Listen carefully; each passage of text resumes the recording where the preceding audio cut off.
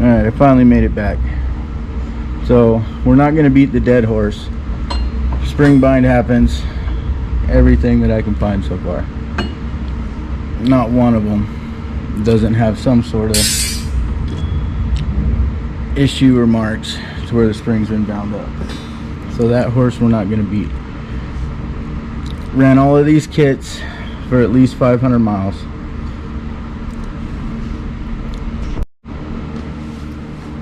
I'm just going to show the helixes and do a little review on what I think of the kits. I haven't found anything that I wouldn't put in my machine, and so this is just what they look like after 500 miles and what they have or haven't done for me. So the first one is the original 40-degree helix that I got from MSC a long time ago. And that kit came with 22 gram weights. 22 gram weights is what they sent. I've done it with 20 and 22 gram weights because I've traveled to different elevations. Comes with the primary spring and weights, straight 40-degree helix with their secondary spring. The engagement on it's smooth, the back shift's quick. This is the style they sell for mud. The upshift is a little bit slower. In a 300-foot sand drag, I get 47 miles an hour. In the sand, the top speed's about 55. It made a 700-foot sand climb in low. It did not do it in high. It started having issues with the belt. A 50-foot rock climb here in town, in low, yes, in high, yes. If I were running this kit, I'd suggest it under 40 miles an hour and in the mud.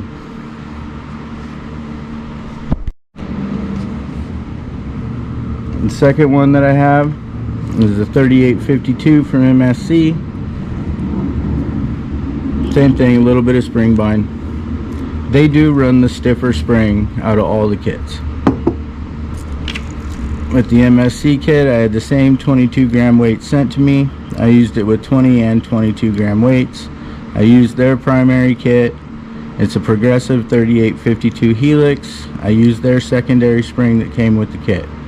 The engagement's smooth, the back shift's quick. The style, for me, I use it desert short course right now. The upshift is a little bit slower. 300-foot sand drag, 50 miles an hour. Top speed in the sand, 61. On a 700-foot sand climb in low, it made it. In high, it wouldn't. We started having belt issues. 50-foot rock climb here in town, in low or high. So for me on this kit, 0 to 55, desert and sand. This is the helix that I'm probably going to be running the most right now.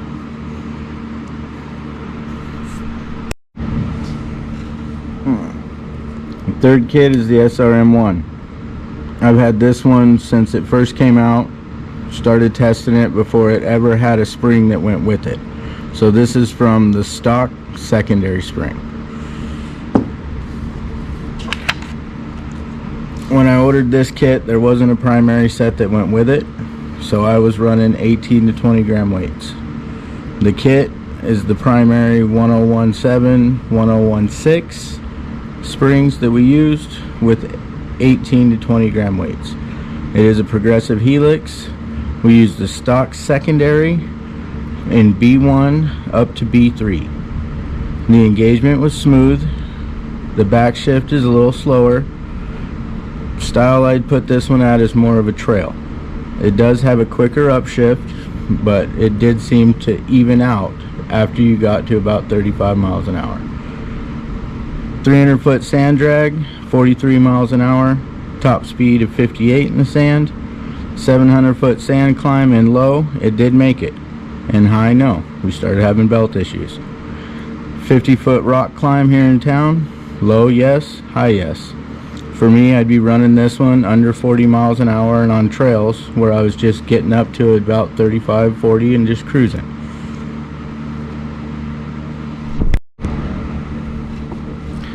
The fourth kit was the kit from Current RB with the Speedworks 40-degree helix.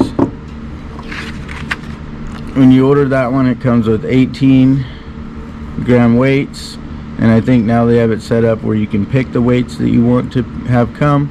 And then it's the primary spring with their kit, and then with this one I put the EPI secondary spring in it because they don't have one that comes with their kit, and I clocked it from B1 to B3. The engagement was smooth, the back shift was quick, the upshift was in the middle, a little bit quicker than Stingray, not quite as fast as MSC. For style, I'd still say it's a mud kit. Sand drags 300 foot, 49 miles an hour, top speed of about 49. 700 foot sand climb in low, yep, it made it. In high, no it wouldn't. Belt issues. 50 foot rock climb, in low or high, it'll do both. Like I said, it's a mud kit and under 40 miles an hour. This is my opinion.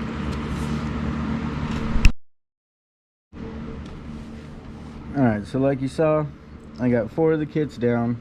I've still got one kit and another helix to do, and these both came from RNG. As we know, MSC, Vati-Verico, Stingray and Redneck Garage, they're always changing, trying to make stuff better, learning. So I got a little bit more work to do. Running that 3852 helix, like I said, right now that's the one that I like the most out of what I've played with. I'm going to give these a try, and I am going to take and probably change the secondary spring a little bit with that 3852, just to something that's not as stiff, so I can play with clocking it a little bit. We'll see if it works, we'll see if it doesn't. I'll have at least one more video coming up and some of the stuff that I've done to change a few things around, and then hopefully I can get back to just doing some ride videos. Alright guys.